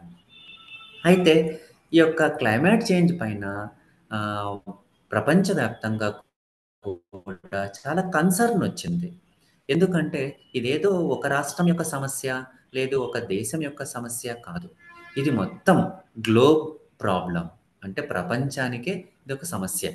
అయితే ఏమైందంటే యునైటెడ్ నేషన్స్ ఆర్గనైజేషను దీనిపైన చాలా ఆహ్, కేర్ తీసుకుంది. కేర్ తీసుకొని క్లైమేట్‌ని ఎట్లైనా సరే రక్షించాలి. క్లైమేట్ చేంజ్ పైన మంచి పాలిసీస్‌ని ఎనాక్ట్ చేయాలి అని చెప్పేసి ఈ యూఎన్ఏ వాళ్ళు ఎన్విరాన్మెంట్ ప్రోగ్రామ్‌ని తీసుకున్నారు. అంటే ఆ ఎన్విరాన్మెంట్ ప్రోగ్రామ్‌లో ఏమవుతుంది అంటే గవర్నమెంట్స్‌కి కొన్ని టూల్స్ ద్వారా అంటే అది ప్రింటింగ్ మీడియా, ఎలక్ట్రానిక్ మీడియా, తర్వాత ఆహ్, స్ సోషల్ వెబ్‌సైట్స్, తర్వాత కంప్యూటర్‌లో ఉన్నటువంటి కొన్ని సైట్స్ వీటన్నింటి ద్వారా కూడా క్లైమేట్ చేంజ్ పైన అవేర్‌నెస్‌ని క్రియేట్ చేసేటటువంటి ప్రోగ్రామ్‌ని తీసుకున్నారు. అయితే ఓ మేరకు ఆ ప్రోగ్రాము సక్సెస్‌ఫుల్‌గా జరుగుతుంది. అయితే అది సరిపోదు. ఇంకా ఎక్కువగా ఒక పాలిసీ రూపంలో తీసుకొని రావాల్సినటువంటి అవసరం ఉంది. అంటే ప్రభుత్వాలు చిత్తశుద్ధిగా ఫాలో అయ్యి ఆ పాలిసీని ఇంప్లిమెంట్ చేయాల్సినటువంటి అవసరం ఉంది. అప్పుడు మాత్రమే ఇటువంటి కార్యక్రమాలకి సార్థకత కలుగుతుంది కానీ, లేకపోతే యుఎన్ఓ తీసుకున్న ప్రోగ్రామ్స్‌కి ఎటువంటి సార్థకత కూడా కలగదు. అయితే నేను కొన్ని కేస్ స్టడీస్‌ని తీసుకున్నాను. ఇటువంటి లా వయలేషన్ అనేది చాలా ఏరియాస్‌లో, చాలా స్టేట్స్‌లో జరుగుతుంది. దానికి సంబంధించి అనేక కేసులు నమోదైనాయి. అవి ఇంకా కేసులు జరుగుతున్నటువంటి కేసులున్నాయి. ఈ యొక్క విధి విధానాల్ని పాటించకుండా వాతావరణ కాలుష్యానికి కారణమైనటువంటి పరిశ్రమలు గాని, వ్యక్తులు గాని, వ్యవస్థలు గాని వాటికి సంబంధించి అనేక కేసులు ఉన్నాయి. అయితే వాటన్నింటికి కూడా ఏమి కారణమైంది అంటే కార్పొరేట్స్ యొక్క వాళ్ళ యొక్క ఇండిసిప్లిన్. అంటే వాళ్ళ యొక్క గ్రీడీనెస్ అనేదే ప్రధానమైనటువంటి కారణమైంది. వాళ్ళు డబ్బులు సంపాదించాలనే ధ్యాస తప్ప వాతావరణం కాలుష్యమవుతుందని కానీ కన్సర్న్ కానీ, లేకపోతే మనుషుల యొక్క ఆరోగ్యాలు చెడిపోతాయన్న కన్సర్న్ కానీ, ఏమాత్రం కూడా లేకపోవడం అనేది ప్రధానమైన కారణంగా మనము అర్థం జేసుకోవచ్చు. నేను ఒక 2 పేపర్స్ మన హైదరాబాద్‌లో మనం ఇక్కడ సెమినార్ నిర్వహించుకుంటున్నాము. కాబట్టి మన హైదరాబాద్‌లో జరిగినటువంటి 2 సంఘటనలు, తర్వాత పబ్లిష్ అయినటువంటి పేపర్స్ విత్ ప్రూఫ్ నేనిక్కడ ప్లేస్ చేయదలుచుకున్నాను. ప్రధానంగా ఏంటంటే ఇండస్ట్రియల్ ఏరియాస్ ఉన్నాయి మన హైదరాబాద్‌లో. అందులో మా పటాన్ చెరు, తర్వాత మెదక్ డిస్ట్రిక్ట్స్ లో ఉన్నటువంటి కొన్ని ఏరియాసు, లింగంపల్లి తర్వాత అనుకోవచ్చు ప్రధానంగా.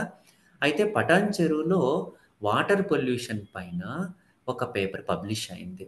అది 1995 జులైలో పబ్లిష్ అయింది.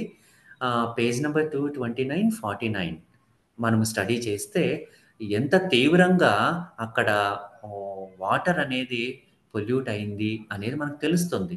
అంటే అక్కడ తాగే నీటిలోను మనము తర్వాత ఉపయోగించుకునేటటువంటి నీటిలోను హౌస్ హోల్డ్ పర్పస్‌తో యూజ్ చేసుకునే నీటిలో కూడా అనేక రకాలైనటువంటి కలుషితాలు అవి లెడ్‌కి సంబంధించి, ఆర్సెనిక్‌కి సంబంధించి, మెర్క్యూరీకి సంబంధించి ఇలాంటి కలుషితాలు కూడా డిటెక్ట్ అయినాయి. అది ఆ పేపర్‌లో అవన్నీ కూడా రాసారు వాళ్ళు. జర్నల్ అది సైంటిఫిక్ జర్నల్ పబ్లిష్ అయింది. తర్వాత 'బులెటిన్ ఆఫ్ ఎన్విరాన్మెంటల్ స్టడీస్' అని చెప్పి ఒక జర్నల్‌లో పబ్లిష్ అయింది. అది ఎ అది కూడా ఈ యొక్క పటాన్ చెరు, మెదక్ ఇండస్ట్రియల్ ఏరియాస్‌లో ఉన్నటువంటిది స్టడీ చేసి పబ్లిష్ అయింది. తర్వాత ఇంకొక జర్నలు అది కూడా 'బులెటిన్ ఆఫ్ ఎన్విరాన్మెంట్' అది ఎక్కడంటే పానిపట్, హర్యానా స్టేట్‌లో. అక్కడేమైందంటే ఈ ఒక డైస్ ప్రిపేర్ చేసే ఒక ఫ్యాక్టరీ ఆ మెటీరియల్స్ అన్నీ కూడా సీవేజ్ వాటర్‌లో కలిసాయి. అంటే కుంటలు, చెరువులు, తర్వాత అక్కడున్నటువంటి సరస్సులు వీటిలో కలవడం అనేది అది సర్వసాధారణంగా జరిగే ప్రక్రియగా ఉందంట. అలా కలవడం వల్ల ఏమైందంటే అక్కడ ఉన్నటువంటి ఆ వాటర్‌ని తీసుకునే మనుషులు కానీ, ఇతర జీవజాలం కానీ ఇవన్నీ కూడా తీవ్రంగా ఆరోగ్యపరంగా నష్టపోయాయని చెప్పేసి ఆ పేపర్ అనేది చెప్పింది. సో, అటువంటి కేస్ స్టడీస్‌ని మనం స్టడీ చేస్తే చాలా రకాలైనటువంటి నష్టాలు జరుగుతున్నాయని చెప్పి మనం అర్థం చేసుకోవచ్చు. అయితే మరి ఇవి జరగకుండా ఉండాలంటే అంటే విపరీతమైనటువంటి ఈ యొక్క గ్లోబల్ వార్మింగ్ వల్ల క్లౌడ్ బస్ట్ జరగడము, అత్యధికమైనటువంటి వర్షపాతం నమోదవ్వడము, ఇలా జరిగినప్పుడు వరదలు రావడము, ఇలా జరిగినప్పుడు మనం ఏం చర్యలు తీసుకోవాలి? జరగకుండా ఉండాలంటే ఏం చర్యలు తీసుకోవాలి? అనేది చాలా చాలా ఇంపార్టెంట్. ఇప్పుడు వరదలు జరిగాయి. యాక్చువల్‌గా నిన్న ఇక్కడ మలక్పేట ఏరియాలో మూసీ నది ప్రవాహం అనేది ఆల్మోస్ట్ ఆ బ్రిడ్జ్ పైన నుంచి నీళ్లు వెళ్ళిపోయాయి. ఎందుకంటే పై పై ప్రాంతాల్లో గేట్లు ఎత్తడం వల్ల అంటే ఫ్లడ్ వాటర్ ఎక్కువైపోయి గేట్లు ఎత్తడం వల్ల అవి ఆ ఫ్లడ్ వాటర్ అంతా వచ్చేసి అవి మొత్తం ఆ ఏరియానంతా కూడా ముంచేసినాయి. అక్కడ చుట్టుపక్కల ఉన్నటువంటి స్లమ్ ఏరియా అంతా కూడా మొత్తం కొలాప్స్ అయిపోయింది. అక్కడ మలక్పేట ఫ్లైఓవర్, తర్వాత అక్కడున్న మెట్రో స్టేషన్‌కి దగ్గర ఉన్నటువంటి ఏరియాస్ అన్నీ కూడా ఎళ్ళిపోయాయి. అయితే మరి ఇలాంటప్పుడు మనకు అవసరం ఏంటంటే కొన్ని సాధారణంగా తీసుకోవాల్సినటువంటి కొన్ని స్టెప్స్. వాటినేమంటారంటే మిటిగేషన్ స్టెప్స్ అని అంటారు. సో, ఏం చేయాలి అనంటే మొట్టమొదటిసారిగా ఎక్కడైతే అవసరం ఉంటుందో అక్కడ డ్యామ్స్‌ని కట్టాల్సినటువంటి అవసరం ఉంది. డ్యామ్స్‌ని మనము నిర్మించడం ద్వారా వాటర్ అనేది స్టోర్ చేసుకోవచ్చు. తద్వారా ఆ వాటర్‌ని అనేక రకాలుగా ఉపయోగించుకోవచ్చు. ఒకటేమో విద్యుత్ శక్తి తయారు చేసుకోవడానికి ఉపయోగించుకోవచ్చు. తర్వాత పంట పొలాలకి ఉపయోగించుకోవచ్చు. తర్వాత తాగడానికి కూడా మనం ఉపయోగించుకోవచ్చు. అవి నిర్మించాలి. ఎక్కడ అవసరమైతే అక్కడ. తర్వాత ఆనకట్టలు నిర్మించాలి. తర్వాత రిజర్వాయర్స్‌ని నిర్మించాలి. అవసరమైన చోట. ప్రతి చోట నిర్మించాల్సినటువంటి అవసరం ఉంది. తద్వారా ఏంటంటే వరదలు అంటే ఎక్కువ వర్షపాతం వచ్చినప్పుడు వీటిల్లో స్టోర్ అయిపోతాయి. తర్వాత ఈ యొక్క మనుషులు నివసించేటటువంటి ప్రాంతాలకి ఎగబాకవవి. ఎప్పుడైతే స్టోర్ చేయలేని కండిషన్‌లో ఉంటే అప్పుడు పరిసర ప్రాంతాల్లోకెళ్ళిపోతాయి. సో, అటువంటి ప్లానింగ్ అనేది చాలా చాలా అవసరం. అది ఒకటి. తర్వాత ఏదైనా కాలనీ నిర్మించాలన్నా, లేదంటే ఒక నగరం ఏర్పాటు చేయాలన్నా, హౌసింగ్ ఏర్పాటు చేయాలన్నా, ఆ ప్లానింగ్ అనేది చాలా ప్రాపర్‌గా ఉండాలి. రీసెంట్‌గా మనం చూసాము. తెలంగాణ స్టేట్ గవర్నమెంట్ ఫార్మ్ అయిన తర్వాత కొన్ని రోజుల్లోనే హైడ్రా అని చెప్పేసి ఒక పాలిసీ తీసుకొనొచ్చి, ఎక్కడెక్కడైతే నీళ్లు నిల్వ ఉన్నటువంటి ప్రాంతాలు ఏవైతే గుర్తింపబడ్డాయో, ఆ ప్రాంతాల్లో ఎవరైతే ఇల్లు కట్టుకున్నా, ఫంక్షన్ హాల్స్ కట్టుకున్నా, లేదంటే ఏవైనా ఫ్యాక్టరీస్ కట్టుకున్నా, ఏం కట్టుకున్నా వాటన్నిటిని కూడా ధ్వంసం చేసేసి, ఆ జోన్ అంతా కూడా హైడ్రా జోన్‌గా ప్రకటించడం అనేది జరిగింది. అంటే ఎందుకలా జరిగింది అంటే, ఆ ప్లానింగ్ అర్బన్ ప్లానింగ్ అనేది సరిగ్గా లేకపోవడం వల్ల మాత్రమే అలా ఎన్‌క్రోచ్‌మెంట్ అంటారు. కబ్జా అంటారు. అలా చేయడం అనేది జరిగింది. కాబట్టి ఆ సిస్టమ్ అనేది ప్రాపర్‌గా ఉండాలి. తర్వాత డ్రైనేజ్ సిస్టమ్ అనేది కూడా చాలా ప్రాపర్‌గా ఉండాలి. ఎందుకంటే ఫ్లడ్ వాటర్ పోవడానికి కాలువలు కానీ, లేదంటే అండర్‌గ్రౌండ్ పైప్‌లైన్ సిస్టమ్ అంటారు. అవి సిస్టమాటిక్‌గా ఉంటే ఫ్లడ్ వాటర్ ఏమైపోతుందంటే దాంట్లోకెళ్ళిపోతుంది. అలా సిస్టమాటిక్‌గా లేదనుకోండి, అప్పుడేమవుతుంది ఫ్లడ్ వాటర్ పోదు, ఇళ్ళల్లోకొచ్చేస్తాయి. ఒక్కోసారి సెల్లార్ నిండిపోతుంది. ఆ సెల్లార్ నిండిపోయి ఫస్ట్ ఫ్లోర్‌లోకి కూడా నీళ్లొస్తున్నాయంటే అర్థం జేసుకోవచ్చు. చెన్నై ఫ్లడ్స్ అప్పుడు మనం చూసాం 2 ఇయర్స్ బ్యాక్. సెల్లార్ అంతా నిండిపోయింది. ఫస్ట్ ఫ్లోర్‌లోకి కూడా నీళ్లొచ్చాయంటే అర్థం చేసుకోవచ్చు. ఆ ఏరియా అంతా కూడా అంత ఎత్తున నీరు నిలువ ఉండే ఏరియా అని అర్థం. కాబట్టి ప్రాపర్ అర్బన్ ప్లానింగ్ అనేది చాలా చాలా అవసరం. తర్వాత చెట్లను నరికే మెథడ్ ఏదైతే ఉందో అది ఫస్ట్ స్టాప్ చేయాలి. ఎట్టి పరిస్థితుల్లో కూడా అడవులను నరకడం గానీ, లేదా విస్తారంగా ఉన్న చెట్ల యొక్క ఏరియాస్‌ని చదును చేసి పడేయడం కానీ చేయకూడదు. అందువల్లనే హైదరాబాద్ సెంట్రల్ యూనివర్సిటీ ప్రాంతంలో ఉన్నటువంటి 400 ఎకరాల్లో అడవిని నరకడం మొదలుపెడితే గవర్నమెంట్ మొత్తం ప్రజలందరూ కూడా వ్యతిరేకించారు. అది చాలా సెన్సిబుల్ మూవ్‌మెంట్. అలాగా చెట్లను నరక్కూడదు. తర్వాత అవసరమైన ప్రాంతాలన్నింటి చోట వాటర్ షెడ్ మేనేజ్‌మెంట్‌ని ఏర్పాటు చేయాలి. వాటర్ షెడ్ మేనేజ్‌మెంట్ అంటే అర్థం ఏంటంటే, వర్షం వచ్చినప్పుడు, ఎక్కువ వర్షపాతం వచ్చినప్పుడు వాటర్‌ని నిల్వ చేసుకునేటటువంటి ప్రక్రియను ఏమంటారంటే, వాటర్ షెడ్ మేనేజ్‌మెంట్ అని అంటారు. మరి ఈ వాటర్ షెడ్ మేనేజ్‌మెంట్ ఎక్కడెక్కడ అవసరము అనంటే, ప్రధానంగా లోతట్టు ప్రాంతాల్లో అవసరము. తర్వాత ఎక్కడైతే కొండలు, పర్వతాలు ఉంటాయో అక్కడ అవసరం. ఇక్కడ నేనొక ఉదాహరణ కేస్ స్టడీని సేకరించాను. అదేంటంటే, మనందరికీ కూడా ఒక నేమ్ అందరికి సుపరిచితం ఏంటంటే 'అన్నా హజారే'. 'అన్నా హజారే' గారు అవినీతికి వ్యతిరేకంగా ఫైట్ చేశారు అని చెప్పి మనకు బాగా గుర్తు. దానికంటే ముందు ఆయనేం చేశాడు అనంటే, 'రాలేగాన్ సిద్ధి' అని చెప్పి ఒక ఏరియా అక్కడ అది మహారాష్ట్రలో ఉంటుంది. అక్కడ ఆయన వాటర్ షెడ్ మేనేజ్‌మెంట్‌ని నిర్మించి అంటే హిల్ ఏరియాస్ నుంచి వస్తున్నటువంటి నీళ్లను నిల్వ చేసి, వాటిని సక్రమంగా ఉపయోగించుకునే పద్ధతి అది. దానివల్ల ఏంటంటే, అక్కడ వాళ్ళు పంటలు పండించుకోవడము, ఆ నీళ్ళన్నీ కూడా వచ్చి వరదలుగా మారిపోయి మనుషులు చనిపోయేవారంట అక్కడ. అది కాకుండా ఆయన ఆ ఏరియాలో ఆ సిస్టమ్ వల్ల నివారించడం అనేది జరిగింది. సో, అట్లా అన్నా హజారే గారు ఆయన నాయకత్వంలో ఈ రాలేగాన్ సిద్ధి అనే ఏరియాలో ఇది చాలా విజయవంతమైంది. ఎగ్జాంపుల్ ఇది. Proof, lively proof. కాబట్టి అలాంటి సిస్టమ్‌ని గవర్నమెంట్ టేకప్ చేయాలి. గవర్నమెంట్ తన పాలిసీస్‌లో ఇంక్లూడ్ చేసుకొని టేకప్ చేయాలి. అలా చేయడం వలన మనకు ఈ యొక్క వరదలు రావడము, హెవీ రెయిన్స్ వచ్చినప్పుడు నష్టం జరగకుండా ఉండడం అనేది జరుగుతుంది. తర్వాత ఈ యొక్క హెవీ రెయిన్స్ తర్వాత క్లౌడ్ బర్స్ట్ వచ్చినప్పుడు వార్నింగ్ సిస్టమ్స్‌ని కూడా డెవలప్ చేయాలి. ఈ వార్నింగ్ సిస్టమ్స్ అనేవి ఇప్పుడు టెక్నాలజీ బాగా డెవలప్ అయింది. ఆర్టిఫిషియల్ ఇంటెలిజెన్సీ డెవలప్ అయింది. కాబట్టి ఆర్టిఫిషియల్ ఇంటెలిజెన్సీని ఉపయోగించుకొని వార్నింగ్ సిస్టమ్స్‌ని అంటే ప్రజల్ని జాగరూకత చేయడం. పలానా టైంలో, పలానా డే ఇలాంటివి జరుగుతాయి. కాబట్టి అప్రమత్తంగా ఉండండి అని చెప్పడమే కాకుండా గవర్నమెంట్ చర్యలు గూడా తీసుకోవాలి. అదే విధంగా ఆహ్, ప్రజలందరికీ కూడా ఇవెందుకు జరుగుతాయి? జరగకుండా ఎలా ఉండాలి అనే వాటిపైన అవేర్‌నెస్ ప్రోగ్రామ్స్‌ని కూడా వాళ్ళు యుద్ధ ప్రాతిపదికన నిర్వహించాల్సినటువంటి అవసరం ఉంది. అన్నిటికంటే ఇంపార్టెంట్ మిటిగేషన్ స్టెప్ ఏంటంటే ఇండస్ట్రీస్‌ని క్రమబద్ధంగా కంట్రోల్ చేయడం. సాధారణంగా ఇండస్ట్రీస్‌లో ఇప్పుడు ఏ రకమైనటువంటి రిస్ట్రిక్షన్స్ లేకుండా తయారైతున్నాయి.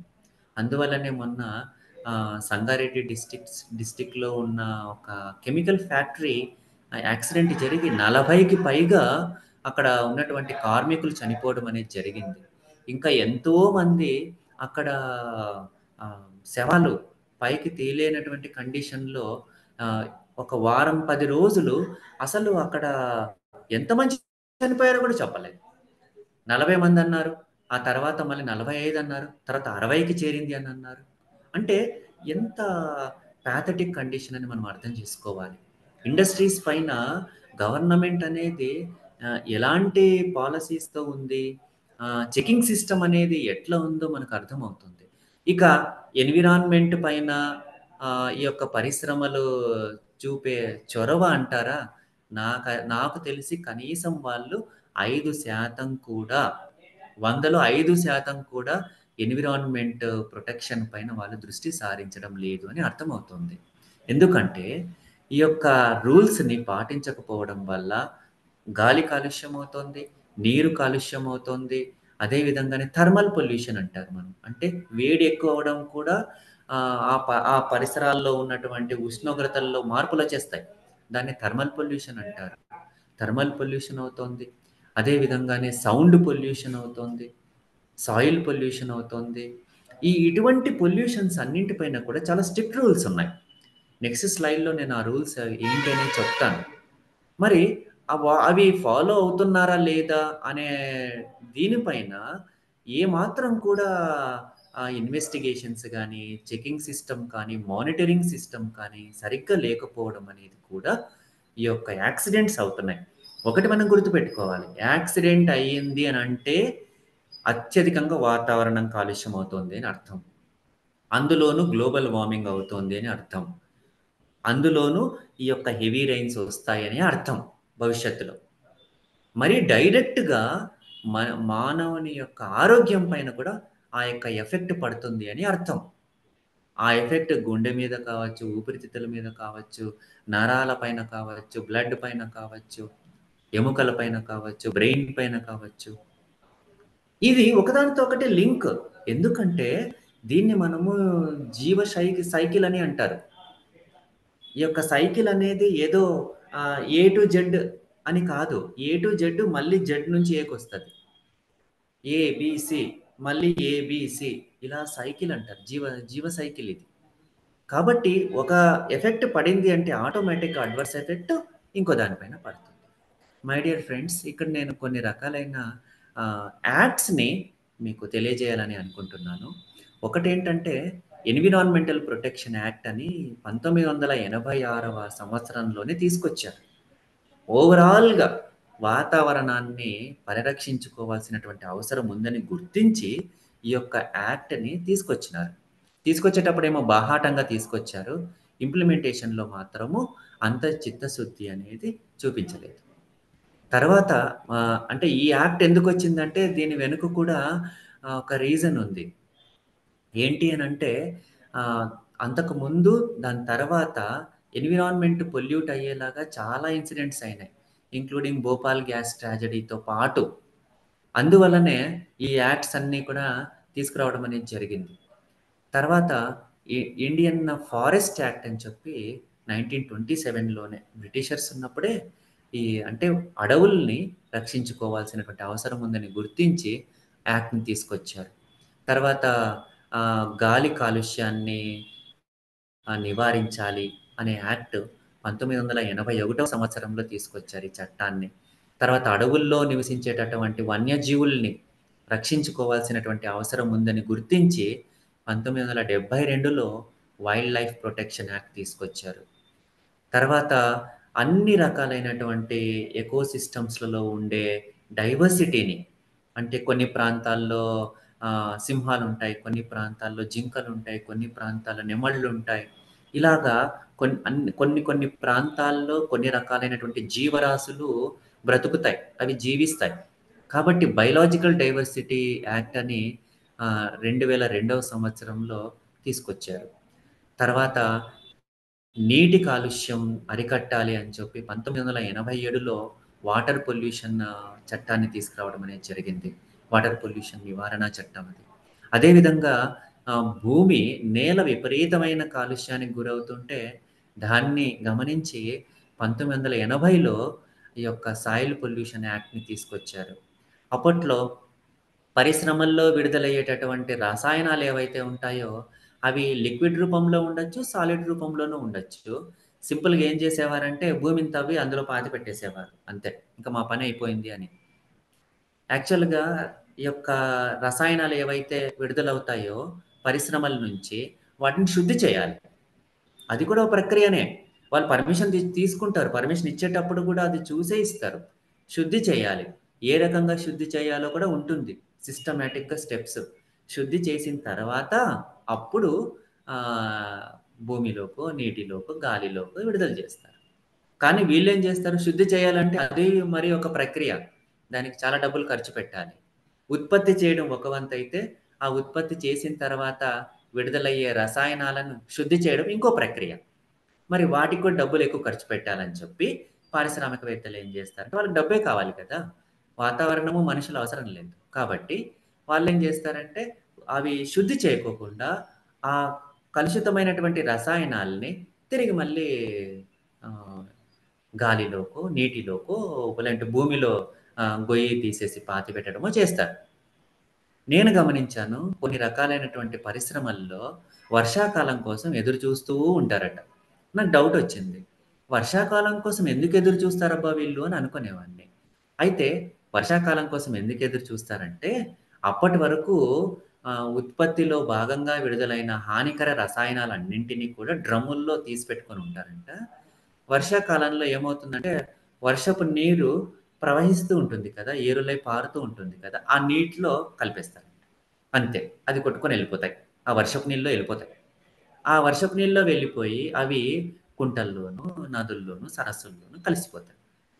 ఆ రకంగా పారిశ్రామికవేత్తలు చేయడం అనేది జరుగుతోంది. కాబట్టే సాయిల్ పొల్యూషన్ యాక్ట్ 1980లోను, వాటర్ పొల్యూషన్ యాక్ట్ 1987లోను తీసుకొని రావడం అనేది జరిగింది. అయితే నా రిక్వెస్ట్ ఏంటంటే, ఇక్కడ ఈ యొక్క చట్టాలన్నింటిని వివరించే టైం లేదు. నేను ఓన్లీ వాటి యొక్క హెడ్డింగ్ అండ్ వాటి యొక్క ఇంపార్టెన్స్ మాత్రమే చెప్పాను. మీకు టైం ఉన్నప్పుడు ప్రతి చట్టం వెనుక రూల్సు, రెగ్యులేషన్స్ అందులో రాష్ట్ర ప్రభుత్వం చేయాల్సినవి, కేంద్ర ప్రభుత్వం చేయాల్సినవి. ఆ రూల్స్, రెగ్యులేషన్స్‌ని ఎవరైనా అతిక్రమిస్తే వారికి వేసే శిక్షలు గూడా అందులోనే ఉన్నాయి. ఏ రకమైన శిక్షలు, జైలు శిక్ష ఉందా? లేదంటే పెనాల్టీ ఉందా? ఇవన్నీ కూడా అందులోనే ఉంటాయి. కాబట్టి తీరిక సమయం చూసుకొని అవన్నీ చదవాల్సిందిగా నా యొక్క రిక్వెస్ట్. అయితే కాన్స్టిట్యూషన్ ఏం చెప్తుంది వాతావరణానికి సంబంధించి? ఇది చాలా చాలా ఇంపార్టెంట్. ఎందుకంటే ఇది మనకు ఒక దిక్సూచి. ఇండియన్ కాన్స్టిట్యూషన్ అనేది రూల్సు, రెగ్యులేషన్స్‌కి, జీవన విధానానికి, పాలిసీస్‌కి, ప్రభుత్వాలకి అన్నిటికీ కూడా. పౌరులందరికీ కూడా. అయితే ఆర్టికల్ 51 క్లాజ్ జి ఏం చెప్తుందంటే, భారతదేశంలో నివసించేటటువంటి ప్రతి పౌరుడి యొక్క ఫండమెంటల్ డ్యూటీ ఏంటి అనంటే, వాతావరణాన్ని రక్షించుకోవడము. అదే విధంగా న్యాచురల్ రిసోర్సెస్ ఏవైతే ఉంటాయో, వాటిని రక్షించుకోవడము, పాడు కాకుండా చూసుకోవడము. అడవులతో కలిపి సరస్సులతో కలిపి, నదులతో కలిపి, అదేవిధంగా వన్యప్రాణులతో కలిపి, వీటన్నింటిని కూడా రక్షించుకోవలసినటువంటి బాధ్యత అనేది ప్రతి పౌరునికి కూడా ఉంది అని చెప్పేదే ఆర్టికల్ 51 జి. ఆర్టికల్ 51 గురించి మనం తెలుసుకున్నాం. అదేంటంటే ప్రతి పౌరుడికి సైంటిఫిక్ అండర్‌స్టాండింగ్ కలిగి ఉండాలి అనేది. అయితే 51 అనేది పూర్తిగా వాతావరణంతోటి ముడిపడి ఉంది. ప్రతి పౌరుని యొక్క ఫండమెంటల్ డ్యూటీ వాతావరణాన్ని రక్షించుకోవడం. వాతావరణము అంటే living and non living things 2 వస్తాయి. లివింగ్ అంటే ఆహ్, ఆహ్, వృక్షాలు కావచ్చు, జంతువులు కావచ్చు, మనుషులు కావచ్చు, సూక్ష్మజీవుల నుంచి లివింగ్. నాన్ లివింగ్ అంటే కూడా నదులు, సరస్సులు, అడవులు, కొండలు, తర్వాత పర్వతాలు, రాళ్ళు, రప్పలు ఇవన్నీ కూడా వాతావరణంలో భాగమే. అందుకనే ఎకోసిస్టమ్ అంటే వాతావరణాన్ని ఎలా డిఫైన్ చేస్తారంటే, it is the combination of both living and non living things అంటారు. వీటన్నిటిని రక్షించుకోవాలి. అదే ఆహ్, ప్రతి ఇండియన్‌కి ఉండేటటువంటి ఫండమెంటల్ డ్యూటీ అని చెప్తారు. ఫ్రెండ్స్ ఇప్పటివరకు నేను చెప్పినటువంటి యొక్క అంశాలన్నింటినీ కూడా ఈ యొక్క క్లైమేట్ చేంజ్ ప్రధానమైనటువంటి కారణమవుతుంది. ఈ హెవీ రెయిన్స్‌కి, తర్వాత క్లౌడ్ బర్స్ట్‌కి, ఫ్లడ్స్‌కి. కాబట్టి ఈ క్లైమేట్ చేంజ్ అనేది ప్రధానమైన కారణంగా తీసుకొని ప్రభుత్వాలనేవి క్లైమేట్ పాలిసీని తీసుకురావాలి. సభల్లో, చట్ట సభల్లో చర్చించి క్లైమేట్ పాలిసీని తీసుకొని రావాల్సినటువంటి అవసరం ఉందనేది నా యొక్క వ్యక్తిగతమైనటువంటి అభిప్రాయము. నేను ఇంతవరకు చెప్పినటువంటి అంశాలన్నీ కూడా ఈ క్రింద చూపించబడేటటువంటి రెఫరెన్సెస్ ద్వారా తీసుకోవడం జరిగింది. క్లైమేట్ చేంజ్‌కి సంబంధించి వాతావరణ మార్పులు, తర్వాత వాతావరణ కాలుష్య కారణాలు, కేస్ స్టడీస్ ఇవన్నీ కూడా ఈ యొక్క రెఫరెన్సెస్ నుంచి నేను తీసుకోవడం జరిగింది. ఈ రెఫరెన్సెస్‌కి ఆధారాలు ఉన్నాయి. పేపర్ పబ్లికేషన్స్, తర్వాత కొన్ని వార్తాపత్రికలు, అదేవిధంగా మరికొన్ని సోషల్ మీడియా నుంచి అథెంటిక్‌గా తీసుకున్నటువంటి ఉదాహరణలుగా నేను మీ ముందు తెలియజేసుకుంటున్నాను. Thank you very much. ఈ యొక్క స్లైడ్ ఏం చెప్తుంది అంటే, అందరూ కూడా ఆహ్, 'అవతార్' సినిమా చూసుంటారు. 'అవతార్' సినిమాలో వాళ్ళ యొక్క గ్రహానికి ముప్పు వాటిల్లినప్పుడు వాళ్ళందరూ ఫైట్ చేస్తారు. వాళ్ళ యొక్క గ్రహానికి వేరే గ్రహం వాళ్ళు వచ్చి దాన్నంతా నాశనం చేస్తుంటే అంటే మనుషులేలెండి. ఆ సినిమా అది. నాశనం చేస్తుంటే వాళ్ళందరూ యునైట్ అయ్యి వాళ్ళు ఫైట్ చేస్తారు. సో, ఇక్కడ రైట్ సైడ్ చూపించిండేది 'అవతార్‌లో' ఒక పర్సన్ ఫైట్ చేసే స్పిరిట్. లెఫ్ట్ సైడు మీకొక మంచి భూమి కావాలంటే, మంచి వాతావరణంతో కూడుకున్నటువంటి ఒక యూనివర్స్ కావాలి అని అనుకుంటే, సో, అలా ఫైట్ చేయాలి అందరూ కూడా. అప్పుడే మనము బాగుంటాము. అదే విధంగానే వాతావరణం బావుంటుంది. భూమి పైన జీవించేటటువంటి సకల జీవరాశి బాగుంటుంది. ఆరోగ్యవంతంగా ఉంటుంది. ఇది final slide. Thank you very much.